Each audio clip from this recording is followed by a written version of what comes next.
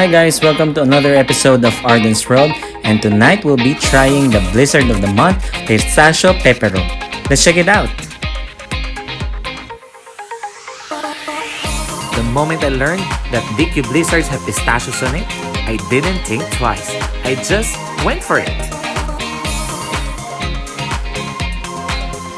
And besides, who doesn't love it, right?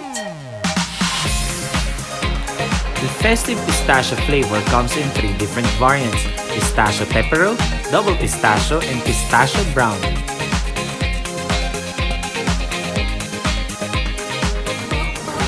Hi guys, I just ordered Pistachio Pepero Blizzard of the Month.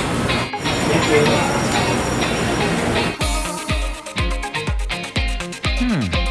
Turning blizzards upside down before serving, just amazing.